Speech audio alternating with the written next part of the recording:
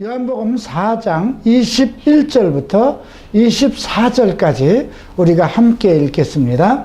예수께서 가라사대 여자여 내 말을 믿으라. 이 산에서도 말고 예루살렘에서도 말고 너희가 아버지께 예배할 때가 이르리라. 너희는 알지 못하는 것을 예배하고 우리는 아는 것을 예배하노니 이는 구원이 유대인에게서 남이니라. 아버지께 참으로 예배하는 자들은 신령과 진정으로 예배할 때가 오나니 곧 이때라. 아버지께서는 이렇게 자기에게 예배하는 자들을 찾으시느니라. 하나님은 영이시니 예배하는 자가 신령과 진정으로 예배할지니라. 아멘. 여러분들은 이미 예수를 믿었으니 신령과 진정을 다해서 예배를 드릴 것이라고 믿습니다. 예배의 대상이 누군가, 이러한 부분을 우리가 좀 생각해 봐야 되겠는데요. 가장 중요한 것은 우리가 예배를 어떻게 드릴 것인가, 아니면 누구에게 드릴 것인가, 이 두 가지의 선택입니다. how to냐 아니면 who is냐. 여러분들은 아마 우리 한국교회는 특별히 예배를 어떻게 드릴 것인가에 대한 많은 그러한 연구라고 그럴까요? 그래서 화려한 예배, 웅장한 예배, 좀 사람들이 보기 좋은 예배, 그래서 많은 예배의 방법들이 개발되고 있고, 강단이 크면 클수록, 교회가 크면 클수록 점점 화려해집니다. 강단이 높아지고 뒤에 배경이 아름답고, 목사들은 하얀 가운에 붉은 띠를 메우고, 점점 무엇인가 그것이 과연 하늘에서의 모습인지, 그렇게 많은 예배의 방법들을 추구하고 있습니다. 그러나 오늘 우리가 이 성경에서 제시하고 있는 것은 무엇이 중요하냐 이겁니다. 하나님은 영이신데 우리가 작은 곳에서 드리든, 우리가 화장실에서 예배를 드리든, 우리가 골방에서 예배를 드리든, 높은 산에서 예배를 드리든, 하나님이 계시지 않은 곳은 없습니다. 그분은 영이시죠. 그분은 영이시기 때문에 우리 심령을 보십니다. 그런데 사람들은 외형적인 것을 본다는 것이죠. 성도들이 와도 과연 이 성도가 어느 지식을 가지고 있고 어떻게 살고 얼마나 재능이 많으며 그 가정은 어떠한가, 이런 것을 봅니다. 그러나 성경은, 하나님께서는 사람의 마음을 보신다고 언급하고 있습니다. 그래서 오늘 이 4장에서 우리에게 제시되고 있는 것은 어떻게 예배를 드릴 것인가, 이것이 아니라 누구에게 예배를 드릴 것인가. 만약에 여러분들 우리 서울 갈보리 체프를 올 때에 이현아 목사님을, 이현아라는 목사를 보고 온다면 오실 필요가 없습니다. 제가 잘난 것도 없고 키도 작고 인물도 그렇고 스펙도 없습니다. 그러나 여러분들이 서울 갈보리 체프를 통해서 내가 예수 그리스도의 실체를 만나야 되겠다 하는 생각을 가지고 계시면 여러분들은 그 은혜를 체험하게 되실 것입니다. 오늘의 이야기는 예배에 관한 것입니다. 패러다임에 관한 것입니다. 여러분들이 가지고 있는 고정관념, 이런 것에서 지금 예배라는 개념을 어떻게 바꿔야 되는가, 이런 문제가 기록되어 있습니다. 요한복음을 다시 공부하면서 계속 제가 느끼는 것은, 사도 요한은 정말 천재구나. 어떻게 이런 부분을 정말 우리가 정말 어떻게 보면 가장 쉬운 부분으로 읽어내려갈 수가 있는데, 한 절 한 절 전체적인 구조를 맞춰보면 이것이 그냥 써내려가고 그냥 있었던 이야기들이 아니라는 것입니다. 인간으로는 도저히 생각할 수 없는 그 하나님의 실체, 영이신 하나님의 그 실체를 우리에게 리얼하게 표현해 주기 위해서 정말 쉽지 않은 일이죠. 지금 오늘 지난번 니고데모에게는 내가 땅의 일을 말하여도 너희가 믿지 아니하였거든 하물며 하늘 일을 말하면 어떻게 믿겠느냐. 여러분, 니고데모는 이스라엘의 지도자입니다. 산헤드린이라는 이스라엘의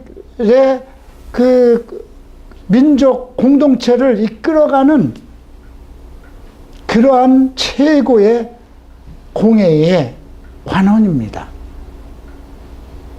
그럼에도 불구하고 내가 땅의 일을 말해도 너희가 믿지 않는데 어떻게 하늘의 일을 말하면 어떻게 믿겠느냐.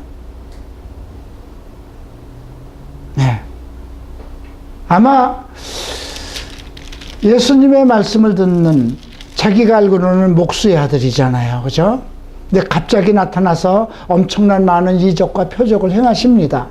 그래서 놀래서 사람들 눈을 피해서 저녁에 와서 당신이 행하는 모든 일들을 보면 당신은 하늘로부터 온 선생이 틀림없습니다. 이렇게 얘기를 하죠. 그랬더니 예수님은 그러냐, 네가 나를 알아봤구나, 이렇게 얘기하지 않습니다. 사람이 물과 성령으로 나지 아니하면, 사람이 거듭나지 아니하면 하나님 나라를 볼 수 없다, 들어갈 수도 없다. 얼마나 황당했을까요? 만약에 유명한 목사이고 유명한 신학대학교에 교수가 왔다고 하십시다. 그는 대형 교회의 지도자라고 하십시다. 그런데 어떤 개척교회 목사를 만났는데 그런 얘기를 했다면 어떻게 될까요? 그죠? 사람이 거듭나지 아니하면, 성령과 물로 거듭나지 아니하면 하나님 나라 들어갈 수도 없고 볼 수도 없다. 얻어맞을 겁니다. 참, 예수님께서는 물론 단둘이 만난 상황 속에서 니고데모에게 그렇게 얘기를 했습니다. 여러분, 3장과 4장을 한번 생각해 보세요. 3장에서 언급되고 있는 사람은 유대교의 지도자인 니고데모입니다. 오늘 4장에서 예수가 만난 사람은 사마리아 여인, 불륜녀입니다. 남편을 5이나 갈아치워버린 불륜녀입니다. 니고데모는 예수께서 예루살렘 성전과 이스라엘 땅에서 행하는 많은 이적들을 보고 밤중에 찾아왔습니다. 사람들 이목이 두려웠겠죠. 그런데 사마리아 여인은 예수께서 대낮에 찾아갔습니다. 오늘 이 두 부분에 대해서 우리가 좀 생각할 필요가 있습니다. 자, 이 모든 이야기들이 어떻게 시작되고 있는가요? 사도 요한은 지금 예수 그리스도를 지금 우리에게 소개하고 있는 겁니다. 그분의 실체가 누구인지를 알아야 되기 때문에. 여러분들은 예수를 보셨습니까? 예수를 만나셨습니까? 손을 잡아보셨습니까? 눈으로 보셨습니까? 예수님이 하시는 말씀을 직접 들어본 일이 있습니까? 없잖아요. 근데 사도 바울은 직접 만나봤습니다. 그가 요한 1서 1장 1절에서 이렇게 얘기하고 있습니다. 태초에 계신 생명의 말씀에 대해서는 우리가 들은 바요, 눈으로 본 바요, 주목하고 본 바요, 손으로 만진 바라. 그 말씀도 쉽게 이해가 안 되는 부분입니다. 하늘의 아들, 하나님의 아들 예수 그리스도를 우리가 눈으로 보고 주목해서 보고 우리가 귀로 듣고 우리가 손으로 만진 바라 이렇게 하면 이해가 되는데 태초에 계신 생명의 말씀에 관하여서는 거기서도 우리에게 로고스를 소개하고 있습니다. 오늘 요한복음의 시작부터 태초에 말씀이 계시니라. 이 말씀은 하나님과 함께 계셨으며 하나님이시라. 이 말씀으로부터 모든 천지 만물이 창조되었고 이 말씀 안에는 생명과 빛이 있다고 소개를 했습니다. 그 로고스, 말씀에 대해서 우리에게 그 말씀의 실체가 무엇인가를 우리에게 소개하고 있는 것입니다. 말씀이 육신이 되어 우리 가운데 거하시니 은혜가 충만하더라 그랬습니다. 은혜 위에 은혜가 충만하다. 은혜라는 것은 무엇일까요? 우리가 일을 하고 받아가는 것은 은혜가 아니고 삭시입니다. 은혜는 내가 한 것이 없는데 감당할 수 없는 만큼을 주는 것이 은혜인데 은혜 위에 은혜라고 그랬습니다. 말씀이 우리 가운데 계시는, 말씀이 육신이 되었기 때문에 우리와 함께 있을 수 있는 것입니다. 그래서 마태복음에서는 임마누엘이라고 합니다. 임마누엘 하나님, 우리와 함께 하시는 하나님. 자, 어떻게 우리와 함께 할 수 있을까요? 물론 영이시니까 함께 하실 수 있습니다. 하나님은 영이시니까 함께 할 수 있습니다. 그러나 하나님이 영이라고만 한다면 어떻게 찾을 거예요? 어떻게 만날 거예요? 그죠? 천지 만물이 그에 의해서 창조되고 그에 의해서 지배가 되고 그가 존재하지 않는 곳은 없고 무소부재하신 분이십니다. 그렇지만 어떻게 만날 것입니까? 우리는 감각적이잖아요. 우리는 눈으로 봐야 되고 우리는 귀로 들어야 되고. 만약에 영이신 하나님의 말씀으로 오지 아니었다면 우리가 어떻게 그분과 만나고 그분과 함께 살 수 있을까요?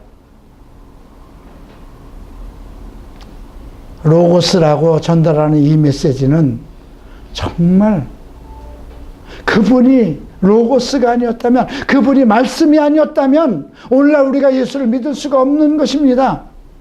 예수님의 시대에는 예수가 그곳에서 함께 하셨기 때문에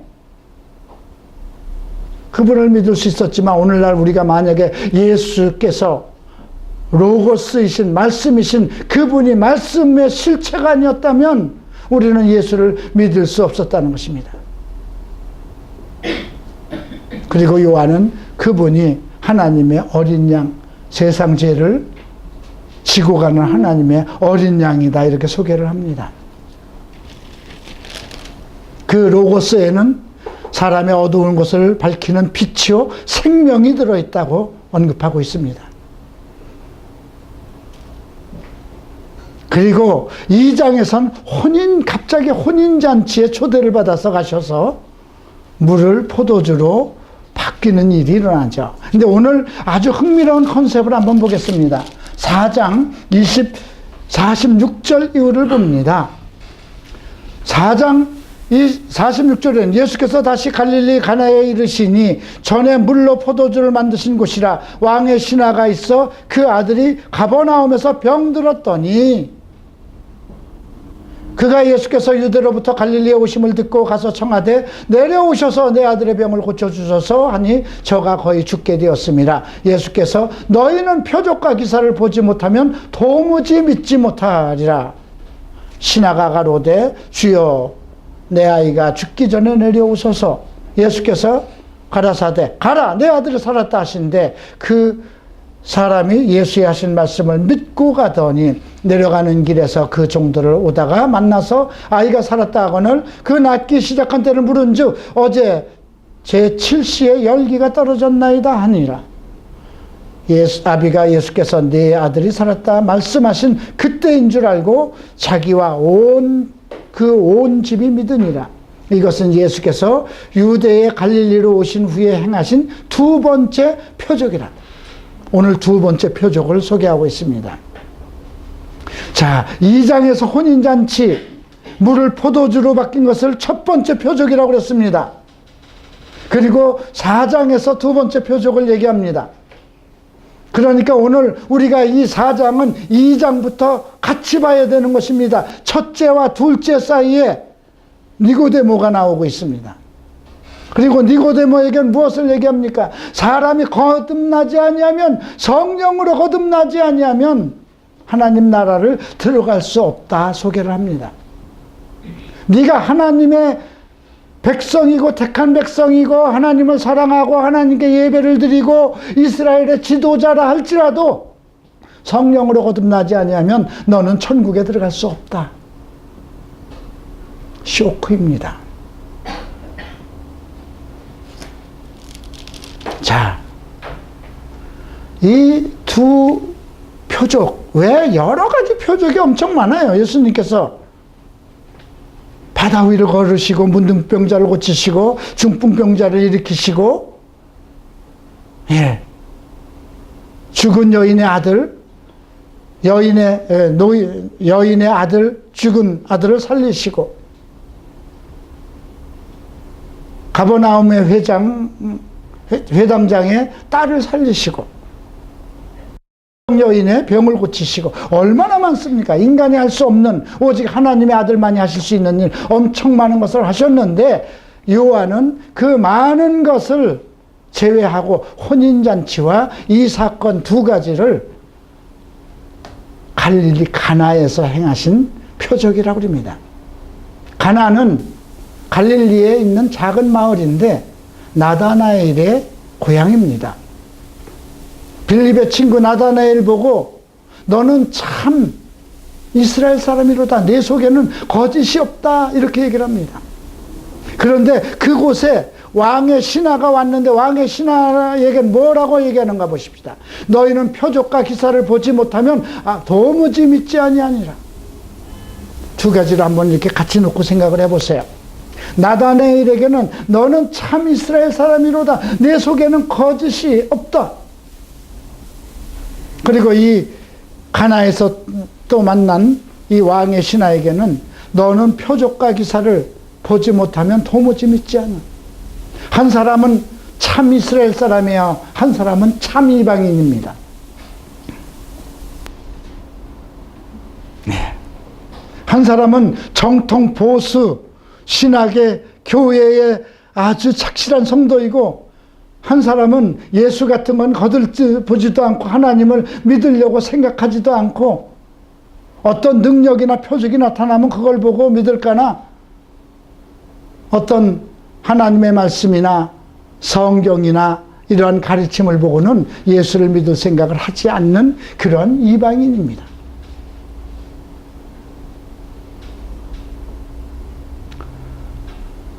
여러분, 이 두 사건 속에서 첫 번째 언급하고 있는 이 혼인잔치가 우리에게 주는 메시지는 무엇이며, 오늘 두 번째 표적이 우리에게 주는 메시지는 무엇인가 한번 생각해 보십시다. 첫 번째 표적은 이스라엘 사람들 속에서 일어난 것입니다. 어떤 학자들은 나다나엘의 결혼식이라고도 얘기를 하고 있습니다. 거기에 초대를 받았습니다. 그래서 물이 포도주로 변했죠. 물이 포도주로 변할 수는 없습니다. 물이 포도주로 변하려면 반드시 포도가 들어가야 되고 시간이 흘러야 됩니다. 물이 포도주로 즉시에 변할 수는 없습니다. 이거는 개가 사람이 되는 거나 마찬가지입니다. 길바닥에 있는 돌이 황금으로 바뀌는 것과 마찬가지입니다. 이걸 바뀔 수가 없는 겁니다. 이스라엘은 도무지 바뀔 수 없는 사람들 중에 하나입니다. 왜 그럴까요? 율법으로 살아가는 사람들이기 때문에 그들은 변할 수 없는 사람들입니다. 참 이스라엘 사람이라는 건 율법주의자라는 것입니다. 의식을 중요시하고 그리고 배타적인 사람들입니다.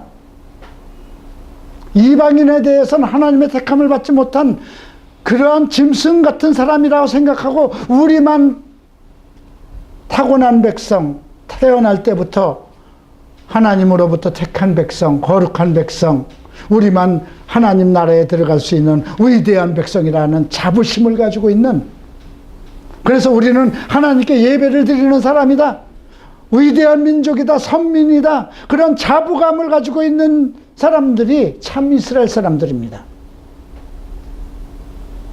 그런데도 그러니 그러한 사람들이 오랜 역사와 전통과 그 율법 속에서 교육을 받고 그렇게 정말 변할 수 없는 그런 신앙적인 체계를 갖추고 있는 사람이, 그런 사람은 어떻게 바꿀 수 있을까요? 여러분, 북한 김정일 체제에서 정말 50년, 60년, 70년 교육을 받고 그 나라에서 어떤 행정직을 맡고 있었던 고위 간부들이 쉽게 이 자유에 대해서, 대한민국에 대해서 변할 수 있을까요? 안 변합니다.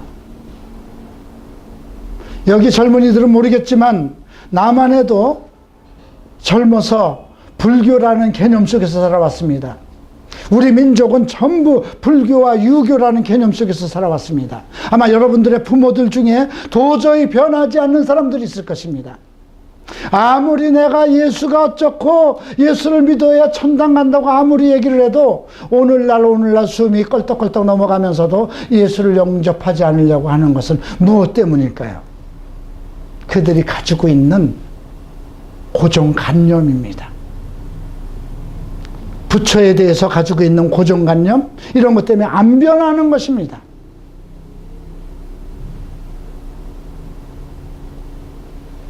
그것을 변화시킬 수 있는 분이 누굴까요? 예수 그리스도입니다.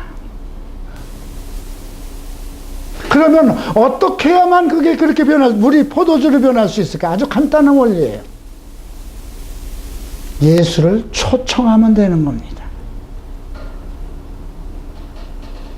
예수를 초청하면. 혼인잔치의 기적은 예수님이 있었기 때문에 그렇고, 예수님을 그 잔치집에 초청했기 때문에 그렇습니다. 유대인들은 수천 년 동안 율법 속에서, 의식 속에서 양을 잡아서 하나님께 드리면서 예배를 드려왔습니다. 그런데도 마음의 평안과 기쁨을 누리지 못하고 다람쥐 채바퀴 돌듯이 매일 가서 예배드리고, 절기 때 예배드리고, 안식일에 예배드리고, 조금이라도 잘못하면 이거 어떻게 할까? 전전긍긍하면서 율법 속에서 살아왔습니다. 기쁨이 없습니다.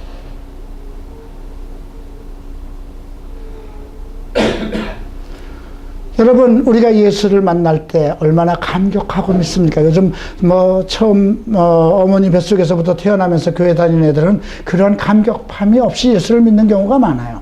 그러나 어려서는 다 감격한 겁니다. 어린애들은 교회 가자 그러면 그게 신나서 따라간 겁니다. 유치원 때, 초등학교 때는. 그래서 여러분들이 생각해, 아니 유치원 때, 초등학교 때 그렇게 예수 잘 믿던 애가 고등학교 들어가더니 슬슬 지가 예수가 되는 거예요. 왜 쓸데없이 교회 가서 재미도 없는 찬송 부르고, 왜 울고불고 하고, 돈은 왜 또 그렇게 갖다 많이 바쳐야 되는지 이해가 안 되는 거예요.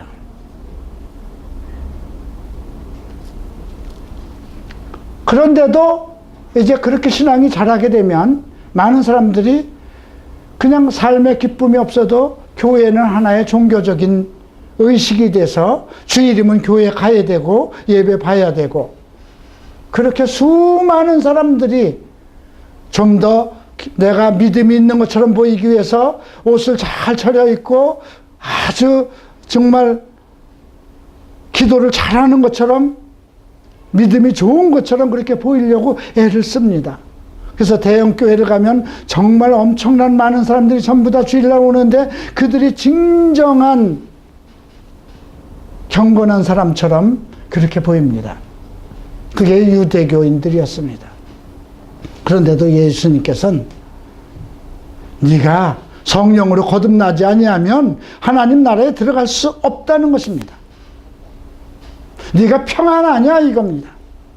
네가 그렇게 율법적인 생활을 하고 의식 속에 빠져서 매일같이 그렇게 예배를 드리고 절기마다 예배를 드리는데 과연 네 생활이 기쁘냐, 기쁨으로 넘쳐흐르느냐. 이게 혼인잔치에서 일어난 거거든요.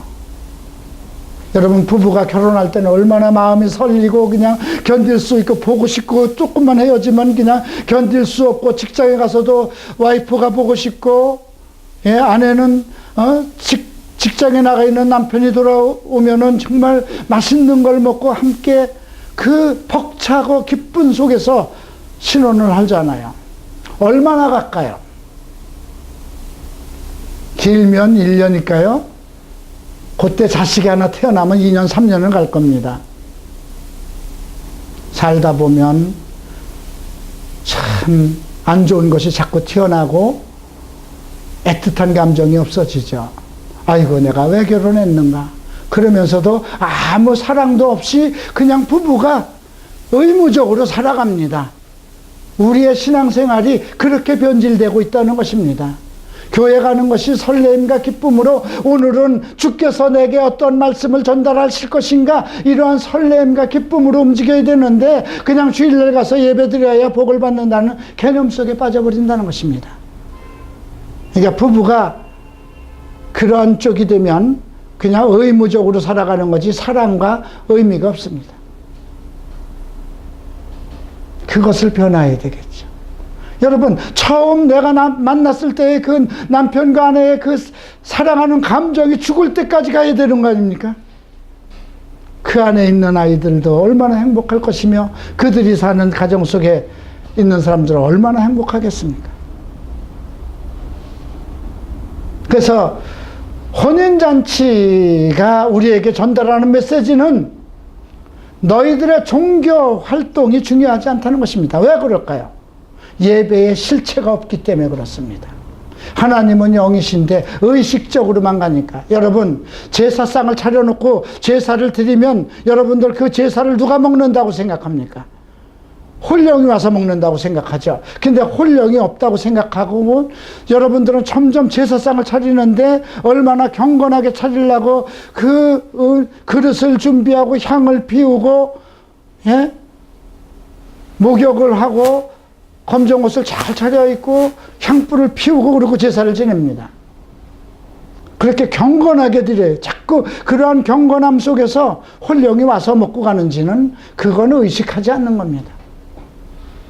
그냥 교회가 그렇게 종교적으로 바뀌기 때문에 주님께서는 그 부분을 지적한 것입니다. 그리고 사마리아 여인이 나오죠. 불륜녀입니다. 이스라엘 백성은 사마리아 사람을 보지도 않습니다. 만나서 길에서 만나면 대면도 안 합니다.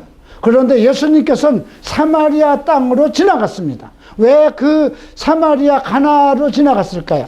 이스라엘 백성들은 거길 지나지 않고 조금 멀어도 삥삥 돌아서 다른 길로 가는데 예수님은 갈릴리를 가기 위해서 그 가나라는 지역을 뚫고 들어갑니다.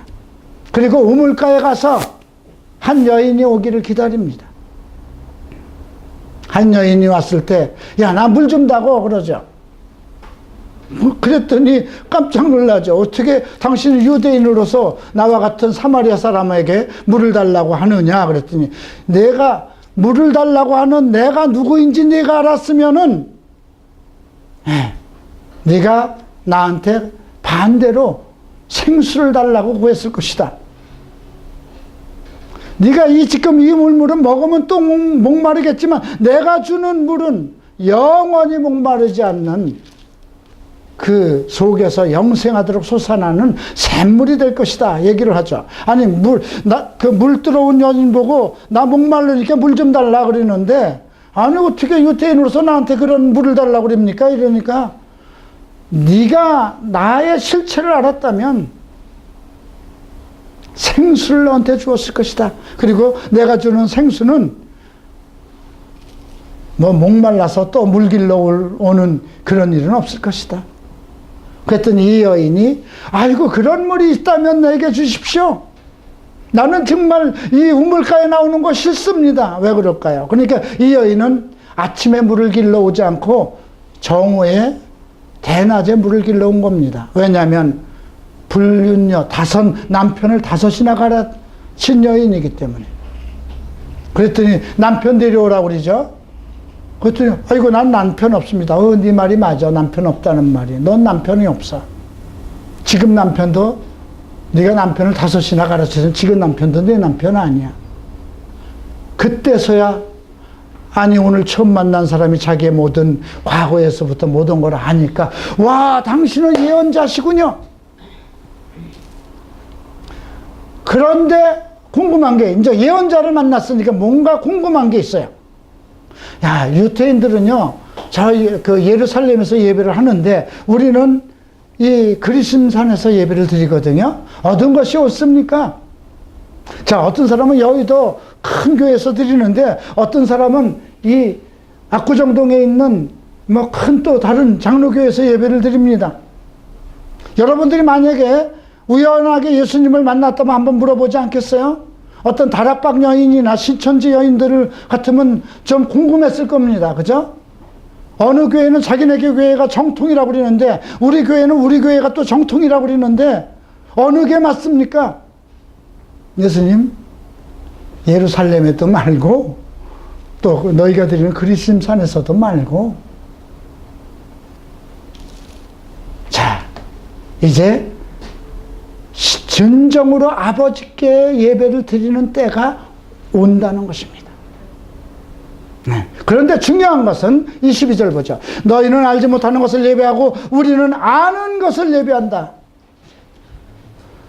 알지 못하고 예배를 드리는 것은 무엇일까요? 여러분 영원히 이 땅에 다시 올 수 있는가 없는가를 안다면 만약에 우리가 아무리 많은 음식을 차려놨어도 영원히 그것을 와서 먹을 수 없다는 것을 안다면 추석상 차리겠습니까? 제사상 차리겠습니까? 성경은 사람은 죽으면 그 영이 하늘로 올라가고 짐승은 죽으면 땅으로 내려간다고 했습니다.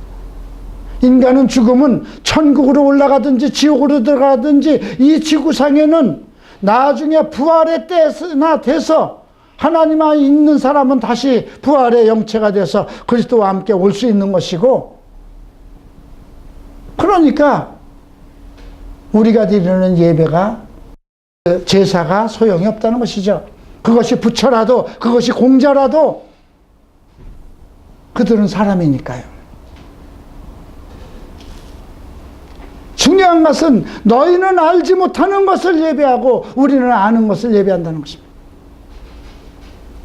칼부리 채플에 오는 사람들이 예배를 드리러 왔는데 뭐 때문에 성경 공부를 합니까? 우리는 예배를 드리고 참 멋진 예배를 드리고 정말 경건한 예배를 드리고 찬송을 드리고 그렇게 하고 싶은데 무엇 때문에 구구절절 성경을 풀어서 가르칩니까? 예배는 누구와 만나는 겁니까? 예수 그리스도의 만남입니다. 그런데 예수 그리스도가 로고스 말씀이라면 그분과의 만남이잖아요. 이 말씀은 성경을 접어놓고 드리는 예배가 무슨 예배냐 이거죠. 23절 봅니다. 아버지께 참으로 예배하는 자들은 신령과 진정으로 예배할 때가 오나니 곧 이때로 아버지께서는 이렇게 자기에게 예배하는 자들을 찾으시느니라. 하나님은 영이시니 예배하는 자가 신령과 진정으로 예배할지니라. 그런데 이 여인이 그 말을 듣더니 메시아 곧 그리스도라고 하는 분이 오시면 우리에게 모든 걸 그분이 가르쳐 줄 것입니다. 이렇게 얘기를 합니다. 이 메시아를 알고 있어요. 그리고 그리스도라는 말까지 해요. 그리스도는 메시아를 히브리어를 헬라어로 바꾼 거거든요. 그러니까 이 이방 여인은 히브리어도 알고 있었고 헬라어도 알고 있었던 거예요. 메시아 곧 그리스도가 오시면 모든 것을 우리에게 알려줄 것입니다. 그래서 그 사람이 바로 나야. 이에 깜짝 놀라서 이 여인은 물동이를 내던지고 자기 동네 사람에게 나갑니다. 자, 니고데모, 유대인의 지도자 니고데모와 이 사마리아 여인 둘을 놓고 나면 누가 더 성경적으로 지식이 많겠습니까? 그런데 한 사람은 거듭나는 것을 알지도 못해서 천국에도 들어가지, 아무리 그 사람이 조상 대대로 타고난 유대인이고 많은 율법을 알고 예배를 드렸다 하더라도 그는 예수의 실체가 무엇인지를 알지 못합니다. 그런데 이 사마리아 여인은 예수 그리스도의 말씀 한마디를 딱 듣고 나더니 와, 이분은 그리스도가 아니냐. 나의 모든 과거를 아는 분, 나의 모든 과거를 알 수 있는 것은 누가 알 수 있는 것일까요? 그분이 영의 실체이기 때문에, 메시아이기 때문에 알 수 있다는 것이죠. 중요한 말씀이 이제 나옵니다. 이제 제자들이 와서 이상한 여인 오고 얘기하는 걸 보고, 아니, 뭔 얘기를 하고 계세요? 그러니까, 자, 그리고 음식을 가져와서, 주님, 시장하신데 음식 드시죠? 그랬더니, 나는 너희가 알지 못하는 양식이 있다. 먹을 양식이 있다. 양식이 없어서 지금 먹을 것이 없어서 얻으러 나가서 음식을 구해가지고 왔는데, 나는 너희가 모르는 양식이 있다. 자, 34절 봅니다. 나의 양식을 나를 보내신 이의 뜻을 행하며 그 일을 온전히 이루는 이것이다. 그런데 그 여인이 밖에 나가서 정말 사람들 앞에 얼굴을 나타나기도 싫어하던 그 여인이 사마리아 사람들에게 나가서 내가 오늘 메시아를 만났다. 내 모든 것을 직구한 이 사람은 메시아 아니냐. 그리고 엄청난 많은 사람들을 불러오기 시작했습니다. 제자들에게 그 몰려오는 사람들을 보며 그걸 얘기하는 것입니다. 나의 양식은 나를 보내신 이의 뜻을 행하며 그 일을 온전히 이루는 것.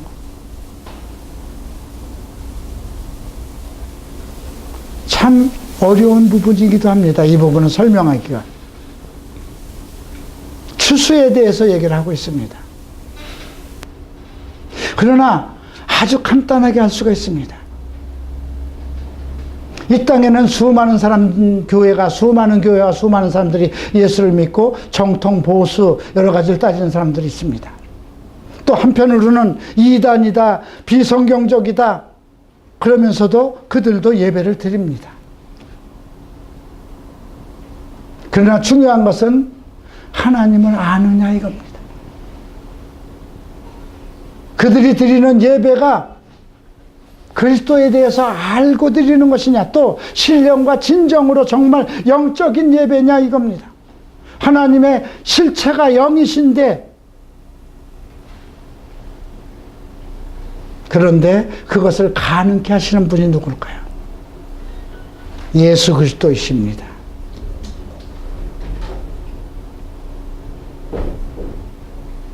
우리는 어느 교회는 구원이 있고 어느 교회는 구원이 없다, 이런 생각을 잘못 생각할 수도 있습니다. 어떤 사람은 나는 믿음이 좋고, 되게 이제 여자들이 그런 생각을 가지기가 좋아요. 여자들이 믿음이 좋으니까. 근데 오늘 이 성경은 거꾸로 얘기를 하고 있어요. 그죠? 성경적인 지식과 믿음이 좋다고 하는 사람은 니고데모였고, 정말 불륜녀로서 이 여인이 드리는 사마리아 사람들의 예배는 비정통이었어요. 근데 오늘날 교회는 내 남편은 아직도 술도 먹고 담배도 피고 세상적으로 살기 때문에 믿음이 없어, 이렇게 얘기를 하고, 나는 교회에서 뭐 집사요, 권사요, 뭐 사모요, 전도사요 하니까 자기는 믿음이 있는 줄 압니다. 그러나 중요한 것은 누가 예수 그리스도를 만나느냐인 겁니다. 예수님은 불륜녀를 만나러 가셨습니다. 예. 누가 예수 그리스도를 만나느냐가 중요합니다. 그 실체.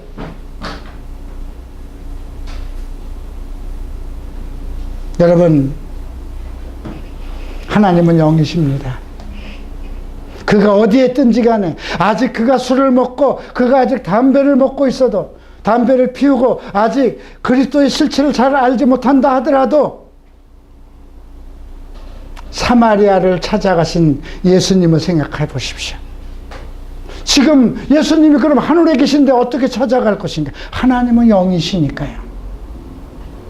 중요한 것은 메시아를 바라고 있느냐 이겁니다. 내 인생 속에서 하나님을 기억하고 있느냐, 내 인생 속에서 예수 그리스도를 알고 있느냐 이겁니다. 그래서 우리는 누구에게든지 그가 술을 먹고 아직 망나니 노릇을 하더라도 예수의 이름을 전하고 그가 예수를 믿게 해야 되는 것입니다. 그가 완전히 변화되는 것은 우리가 할 수 없는 것입니다. 물을 포도주로 바뀌게 하고 정말 불륜녀가 정말 뛰어나가서 전도를 하고 그것이 추수인 것입니다.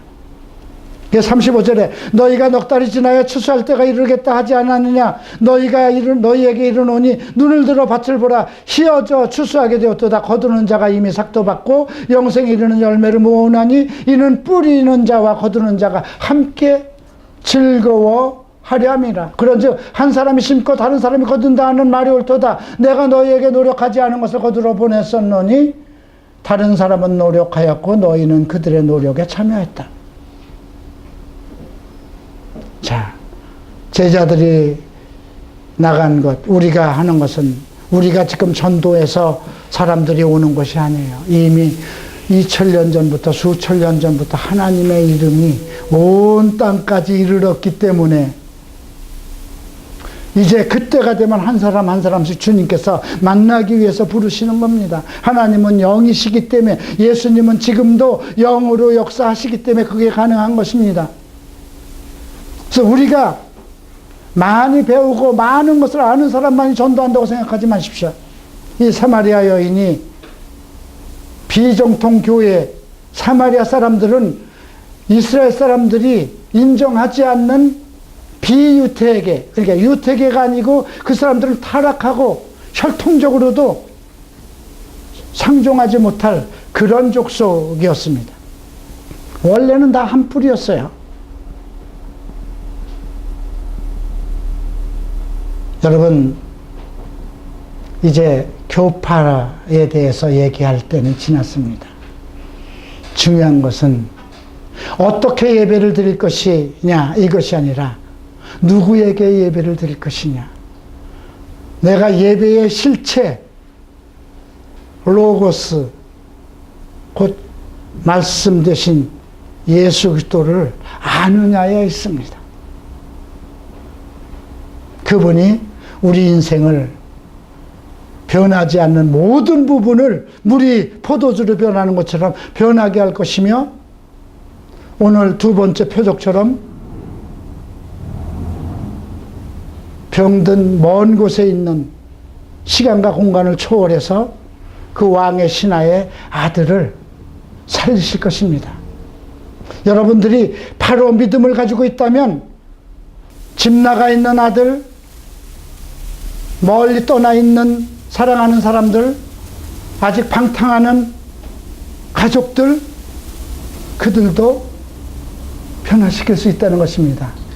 왕의 신하가 예수를 만났을 때 그 일이 해결됐듯이 여러분들의 믿음이, 여러분들이 로고스이신 생명 되신 예수님을 믿는다면, 그 알기를 힘쓰고 그분을 말씀을 통해서 안다면 그가 나와 함께 살지 않아도 시간과 공간을 초월하신 하나님께서 역사하실 수 있다는 것입니다. 이 얼마나, 그러니까 이 두 가지 표적이 절대로 변할 수 없는 사람들을 변하게 하는 것과, 하나는 시간과 공간을 초월해서 어느 한 가족이라도 그 사람이 예수를 만나기를 원한다면 그 사람이 믿음이 있든지 없든지, 비정통이든지 이방인이든지 불교 사람들인지 이단 속에 있던 사람이라도 그가 로고스의 실체 예수 그리스도를 만나기만 한다면 시간과 공간을 초월해서